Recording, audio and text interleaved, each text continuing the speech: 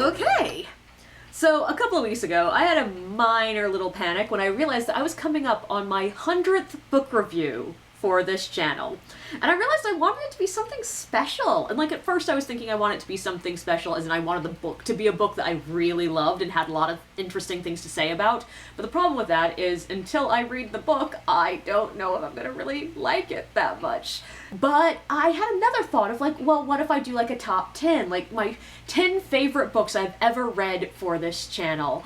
And I don't like choosing favorites. And also top 10s I feel like are a little bit overdone, and the one top 5 book review list I didn't get that many views, so I was like, okay, what if I think of something new? And the thought I came up with was inspired by a series of shorts I did where I was talking about like why I do book reviews.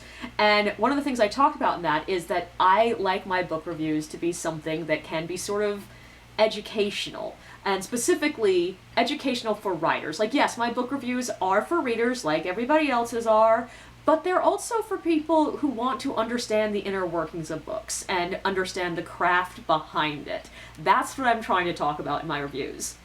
So I decided to just go through all 100 books I've reviewed on this channel and give you one thing that you can learn from them, or that I learned from them. Now I will say not all of these are things that I did not know before I read the book. A lot of them are things that, yeah, I was fully aware of before I read the book, but these books are really good examples of that particular thing. Some of them are things that, yeah, I definitely learned having read that book.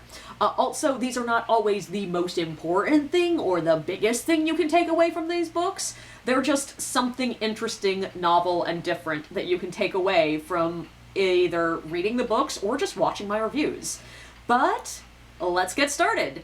Okay, the first ever book review I did was for We Hunt the Flame by Hafsa Faisal, which I still have no idea if I'm pronouncing that right. What I learned from this one, I'm just not really fond of short chapters. I feel like it makes a book rather choppy and prevents you from really getting attached to the characters. Book 2 was The Night Circus by Erin Morgenstern. From this one, I learned that too high of expectations can absolutely kill a book. Like, I went into this one thinking it was going to be one of my favorite books of the year, and because of that, even though it's a good book, I did not love it the way I should have. The third book I did was The Hallowed Hunt by Louis McMaster Bujold. And what I learned from this one is even if you want to maintain a sort of feeling of mystery, you still need to give at least a physical age range and vague physical description for your main characters.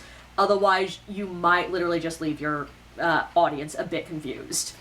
The fourth book was Furies of Calderon by Jim Butcher, and what I learned from this one is no matter how much a detail might make sense in your world and in your magic system, there are some things that are just going to be silly to the mind's eye of your reader. Book 5 was The Grim Conclusion by Adam Gidowitz, and what I learned from this one is books can be silly and fun, but you still need a simple emotional core for it to really touch your heart and to emotionally matter. Book 6 was a book called Shadow Magic, which I don't own anymore because I didn't particularly like it. And what I learned from it is you can have the greatest ideas in the world and still desperately need an editor.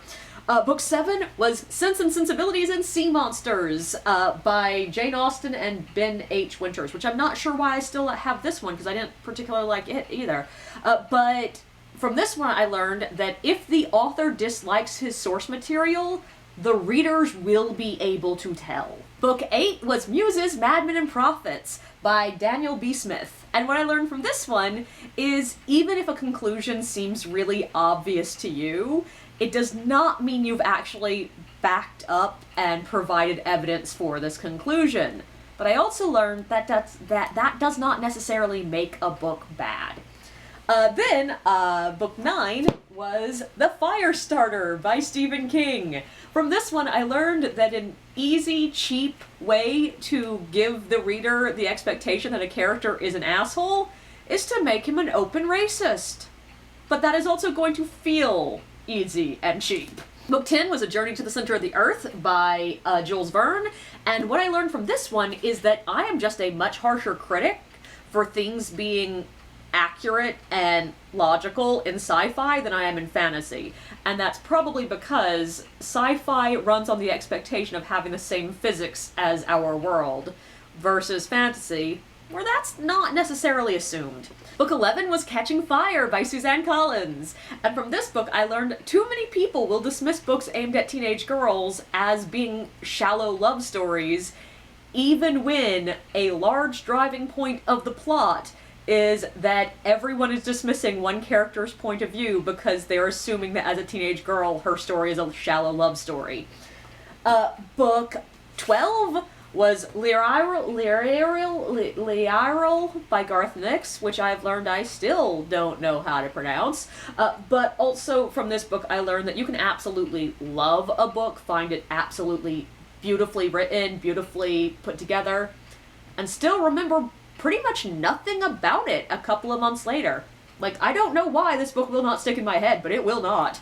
Book 13 was The Boleyn Inheritance by Philippa Gregory. And from this book, I learned that even if a driving emotional drive in your book is characters feeling their lack of agency, that same lack of agency can make your story slightly annoying. Book 14 was A Room with a View by E.M. Forster. From this book, I learned that symbolism and imagery does not have to be subtle. It can be really in your face, really straightforward, really obvious, and still be very effective. But I also learned that the subtle stuff is the stuff that you can't really think about, doesn't really get into your conscious brain, it just sort of affects you emotionally while you're reading. Then we have A Room of One's Own by Virginia Woolf. And from this book, I learned that you can have incredibly complex syntactical writing and still have it sound conversational when read aloud. Book 16 was American Gods by Neil Gaiman. And from this one, I learned that an empty character who gains purpose and drive is a fascinating character journey. But I better see the completed transformation on the page. Like, I need to see that character having a large portion of purpose and drive by the end of the book. Then we have book 17, which is The House on the Cerulean Sea by T.J. Klune. And from this book, I learned that a contrast of a very whimsical, sweet tone with violent, dark world and characters allows you to tackle some really dark topics without it feeling particularly heavy in the book. Book 18 was Ghost of the Missing by Kathleen Donahue. And to me, this book was really a masterclass on how to slowly build information and slowly insert your exposition so that you start out thinking you know exactly what's going on, and it's not until later in the book that you find out that you really had no idea what was going on. Book 19 was Moby Dick by Herman Melville, and this book teaches that a story doesn't always have to be moving forward for the book to be moving forward. You don't have to have the narrative constantly progressing. Then we have Book 20, An Absolutely Remarkable Thing by Hank Green. And this book taught me that sometimes it's not a bad thing for the author's voice to be fully audible within the character's voice. Then book 21 was Before We Disappear by Sean David Hutchinson. This book teaches me that slow emotional development can be utterly beautiful and entrancing and wonderful and sweet and perfect, and there can be too much of it in a book at the exact same time. Book 22 was A Little Taste of Poison by R.J. Anderson, and this book teaches that the satisfaction a reader gets from the ending of a book is going to have a lot to do with how much agency your protagonist has in bringing about that conclusion. Book 23 is Last Dragon Standing by Rachel Aaron. And this book teaches that an ending can be absolutely perfect for a book, feel completely accurate, but also feel like too much at the same time. And also that if you have a character whose entire thing is that he is good at talking things out and solving problems verbally, then you're gonna have an ending that is just really, really talky. Book 24 was Tahanu by Ursula K. Le Guin, and this book teaches that sometimes it's better to just go ahead and skip the connective tissue in a scene or conversation. Sometimes leaving those gaps of logic and gaps of action actually make it feel more real and forces the reader to pause to think. but be very careful with how you take this advice. It does not always work. Then we have book 25, which is Trickster's Choice by Tamora Pierce. This book teaches that there is such a thing as too much special in one book. Not every secondary and tertiary character needs to have a thing. Book 26 is Empire of Sand by Tasha Suri. And this book teaches you can have a really feminine, strong female lead. Like, there is strength in that femininity itself. And yeah, this is one of those things that, yeah, I knew before I read this book, but this is a very good example of that. Book 27. Book 27 is The Wild Wood by Charles DeLint. And this book teaches that you don't need a really heavy, action-y conclusion for it to feel conclusion-y. Even just a revelation and a decision can feel climactic if you sculpt your story around that. Then we have book 28, The Long Earth by Terry Pratchett and Stephen Baxter. This book teaches that if a really ridiculous bit of world building is introduced early enough, blasé enough, and is just treated as the norm in the world, the reader will adjust to it and stop seeing it as ridiculous. Book 29 is All the Wares of Pern by Anne McCaffrey, and from this book you can learn it is very, very, very, very, very rare that a meeting is interesting enough to drive the action in your book. You do not need to fully write out characters sitting around a board table talking shit out. Dandelion Wine by Ray Bradbury, a book that teaches if you want something to feel like a memory, focus on ephemera. Don't tell us that the sun was yellow. Tell us how the feeling of its heat reminded you of swimming, or something like that. Book 31 is Flora Segunda by Isabeau S. Wills. This book teaches that you should be bold in how you mix technology and influences when you're creating a world. There is no wrong world building, only inconsistent world building. Book 32 is The Eye of the World by Robert Jordan, and this book taught me that I honestly just prefer a closer POV in a story. I want to be right up in the character's head. I want the text to sound like their voice. But it also taught me that that slight distance from the character is a lot of what gives traditional high fantasy its tone. Then we have Man Fuck This House by Brian Assman. This book taught me that a person made of drywall and 2x4s is just not scary. It's never gonna be scary. That's not scary. Book 34 is His Majesty's Dragon by Naomi Novik. This book teaches that anything in a historical time period is going to necessitate a protagonist that is both of their time, but also better than their time for the book to be likable. Then we have An Unkindness of Ghosts by Rivers Solomon. This book taught me that the pacing of a book, like what you choose to write out in length versus what you just synopsize or skim over, can tell a reader a lot about who your protagonist is and what they care about and how they think. Then we have Arm of the Starfish by Madeleine L'Engle. This book teaches me that you can tell me a character is smart as many times as you want, but if I see them over and over again doing the dumbest thing possible, I'm just not going to believe you.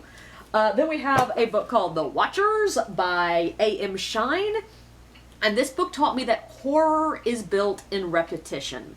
Repeated images, circular thought processes, repeated check-ins with the protagonist's level of fear, and that annoys me, but it's also part of the genre. Then we have Scott Pilgrim, which I read all of them, not just the first, but I'm not holding up all of them.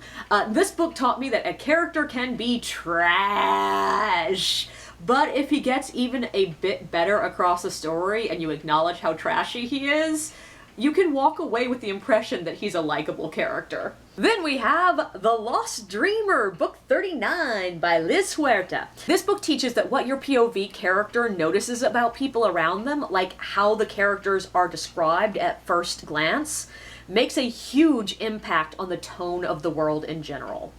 Then we have Throne of Jade by Naomi Novik. This book teaches that sometimes in a series there are going to be scenes that don't really matter for that book, but are necessary for the overarching arc of the series. And the best you can really hope for is that they don't stand out too much. Then we have Queer Ducks by Elliot Scherfer, and this book teaches me that goose form thruples. Like, I know there should be more things I took away from this book, but I just keep going back to goose form thruples. Then we have Trickster's Queen by Tamora Pierce. This book teaches me that character shorthand can be fine, but the actions you are describing to give us that quick image of a character, it still needs to make sense in the scene. Then we have Academ's Fury by Jim Butcher, and this one tells me that there's a time and a place for sex scenes, and in the middle of a battle, behind a makeshift curtain, is not it. Then we have The Wizard Hunters by Martha Wells, and this book teaches that a protagonist in deep despair does not necessarily mean a book full of despair. Then we have book 45, Flores Dare, by Isabel S. Wills. This book teaches me that I'm just really tired of the trope where two friends obviously like each other and get jealous when someone else shows their friend attention. Like, it's not my thing. I'm done with it. I don't want to see it anymore. Then we have Black Powder War by Naomi Novik, which this book teaches that you can have a book that takes a completely different stance on a topic than the protagonist. It's just a bit tricky to do. Then we have Ordinary Monsters by J.M. Miro, which my takeaway from this book was you can have the most poetic language in the world, but you still need to make it clear what is actually happening. Then I have Into the Broken Lands by Tanya Huff, we're at book 48. And this book, my takeaway is the strongest imagery is often the things that seem like simple set dressing when you are first introduced to them and only become meaningful later. Then we have The Witch of Blackbird Pond by Elizabeth George Spear. From this book, I take a few loving, kind characters can transform a rather dark world into a complex, nuanced world. Book 50 was Magnus Chase and the Gods of Asgard. Book 1, The Sword of Summer, by Rick Riordan. This book, I think, is a great example of how you shouldn't be afraid to be ever so slightly unrelatable. Not all societies in our history, and certainly not in the history of all fantasy worlds, are going to have the same morals, the same priorities, and the same values. So it's fine to have characters that think a little bit differently than most people do. Then we have Gideon the Ninth by Tasman Muir. This book teaches that complex voices, difficult reads with long, full sentences, often feel sort of archaic and purple, but they don't have to. A juxtaposition of really modern phrasing and harsh, modern language with these more complex syntaxes and occasional archaic words can feel both super smart and super strong. Then I have The Hex Witch of Seldom, which is another book that I'm not sure why I still have it, but it's by Nancy Springer. And this book taught that even if there is something that you think is semi-universal, it may not be. So it's not a good idea to lean your book on a universal that's not universal. And it's highly likely that even if what you're writing about is pretty universal at your time, it may not be in 20 to 40 years. Then I have Jonathan Strange and Mr. Norrell, which, just quickly, brief pause while I have them both physically here. Does anyone feel like maybe someone was copying someone else's homework on these two covers? But Jonathan Strange and Mr. Norrell is a great book to learn. Footnotes can be more than just a humorous, easy form of exposition. They can also be a way of introducing a new narrative voice and a lot of foreshadowing. Book 54 is The House on the Edge of Magic by Amy Sparks, and this book taught me that I don't tend to like mascot characters. Like, if they're just gonna be cute and silly fun, comedic relief, they're gonna annoy me. I need there to be some form of deeper emotional core to the character, or I'm not gonna like them. Then we have book 55, which is Abortion by Garth Nix. And this one teaches that if you are weaving a complex ensemble climax where a lot of different characters are going to have a role, We need to spend a good time in all of these different character storylines, or it's going to feel a little bit out of nowhere.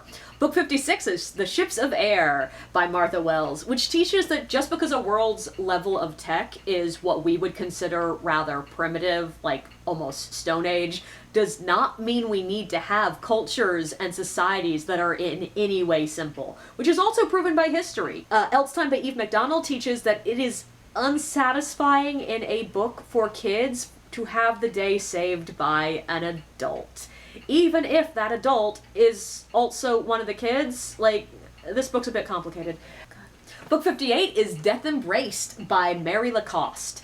And this book teaches that you need to be careful about presuming what your readers will have heard or learned before they pick up your text.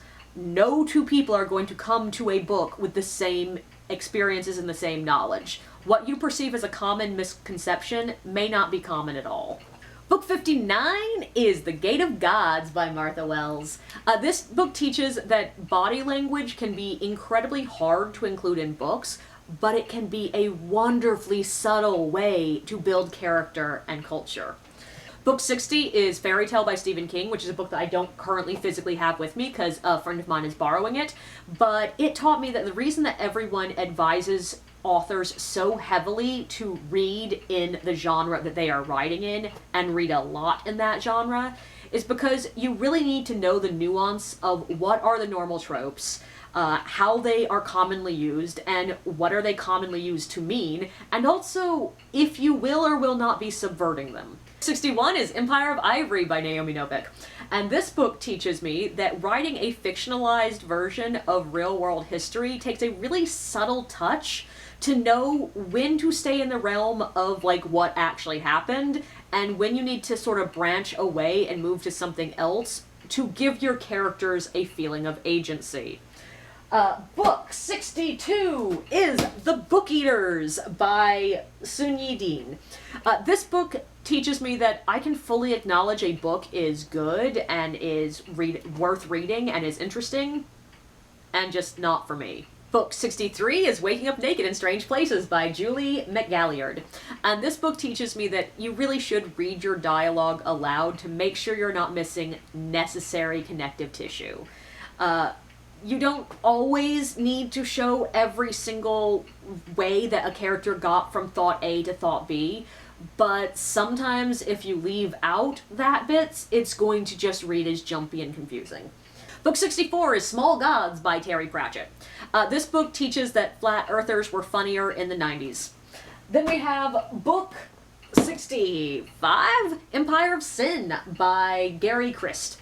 This book taught me that if you are writing nonfiction and using a lot of quotes to demonstrate what you're talking about, it is essential for you to take the time and page space to clarify if your book agrees, disagrees, or is neutral on the subject and opinions expressed within that quote. Then we have book 66, which is The Watchmaker of Filigree Street by Natasha Pulley. And this book taught me that I'm just a soft touch for romances between soft, gentle, kind people who see the good in each other. Book 67 is Bartimaeus, The Amulet of Samarkand by Jonathan Stroud. This book taught me that no matter how much I like a world, a story, a magic system, the themes, the writing, if I don't like the protagonist, the book will be a really hard sell for me. Then we have Axioms In by Lindsay Ellis. And this book teaches me that if you want to establish really strong characters, we really need to see them in their element, having relatively normal days, for at least a scene or two before the world just explodes around them. Like, we need to see what is norm before we see what is abnormal. Then we have The Fifth Season by N.K. Jemisin. This book taught me that hope is a really odd thing in books. I usually hate it when a book starts by telling me that shit ain't gonna turn out well in the end, because it kills all hope. But you can manage to keep that hope alive just by having characters with a strong enough will to do what is right, and having that be a large part of the narrative. Then we have The Cloud Roads, book 70 by Martha Wells. This book taught me that nothing adds more interest and color to a fantasy world than some things that just are. Like, they aren't explained, they don't need to be explained, they aren't necessary parts of the story, they're just there. Sometimes they're floating islands, and you don't need to know why, they're just floating. Then we have book 71, Splendors and Glooms by Laura Amy Schiltz. This book shows that having multiple POV characters is a great way to address moral ambiguity, because different characters can land on different places on the same spectrum of morality, and their different stances can each have the same weight, which leaves the book feeling somewhat neutral on it. Book 72 is another book that I don't currently have because I got rid of it because I didn't like it, and that book is Industrial Magic, and that book taught me that I have a lot less tolerance for casually abusive relationships in books than I had in the 90s. Book 73 is Victory of Eagles by Naomi Novik. This book teaches that there are just some themes that aren't as meaningful to a modern American reader than they would have been in the past, and if you're writing something in a historical time period, your protagonist might be, like, messing with a theme that just doesn't hit as strongly for a modern reader. 74 is Into the Drowning Deep by Mira Grant. And this book taught me that I really like the concept of a lot of horror novels, but I tend to not like the books themselves, and that should not look ill on the books, it just shows me this isn't my genre. Book 75 is Lockwood and Company, The Screaming Staircase by Jonathan Stroud. This book shows that books for young audiences almost always need to create a reason for the young protagonist to have the agency and responsibility in dangerous situations that they do. Like, you don't want the adults to constantly be there fixing things for them, which means that you gotta find a way to make the adults not be there. And to an adult reader, sometimes those reasons are just not gonna stand up. But that doesn't mean that a young reader is not gonna find it perfectly valid and logical. Then book 76 is Howl by Sean David Hutchinson. This book taught that magic and supernatural can provide just enough of a distance from an incredibly traumatic topic for it to make it easier to address that trauma. Then we have book 77, which is The Serpent'S Sea by Martha Wells. This book teaches me that you should not shy away from weird world building. Fantasy settings, societies, and races can be as varied and as odd and as colorful and as random as they are in sci-fi. You don't have to stick to orcs, elves, goblins, whatever. Then we have The Poison Heart by Kaylin Barron. This book teaches that there are plenty of things that you can skim over in a story, but two characters bonding is something it's better to have fully fleshed out. Then we have Sleeping Helena by Elizabeth Yellowboy. And this book taught me that you should be very clear with what market you are aiming at and make sure the tone, the subject matter, and the visuals on the book all match that market. You can write a great book that straddles middle grade, young adult, and adult, but it feels a bit like you're stepping on a boat right at the moment that it sinks into the trough of a sea. It just puts you on a confusing foot. Then I have Black Sun by Rebecca Roanhorse. This one taught me that your mileage may vary on what words are going to feel anachronistic in a fantasy world.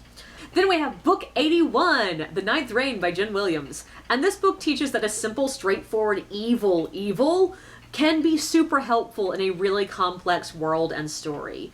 It allows you to focus on other themes and tropes and elements of the story by giving the reader permission to not question whether or not the hero is on the right side. Prosper's Demon by K.J. Parker. This book taught me that I can follow an unlikable protagonist, but only for about 100 pages before I lose my patience. Book 83 is The Lies of Locke Lamora by Scott Lynch. And this book taught me that your setting can be as important of a character as, you know, the people within the book. The Adventures of Amina al-Sarafi by Shannon Chakrabarti. This book teaches that you should be brave with setting a tone. Specifically, if you are doing a framing device, you can be very, very strong in that voice, and it can be very different from the voice of the rest of the book, and that can be all you really need to set a time and place better than like 50 pages of explicit exposition. The next one is another book that I don't have anymore because I didn't like it. That is book 85, 16 Ways to Defend a Walled City by K.J. Parker. And that book taught me that I will throw a book if it's misogynist enough. Book 86 is The Priory of the Orange Tree by Samantha Shannon.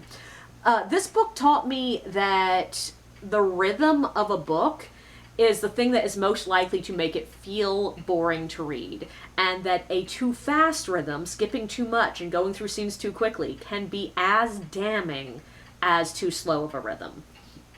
Then we have The Jasmine Throne by Tasha Suri.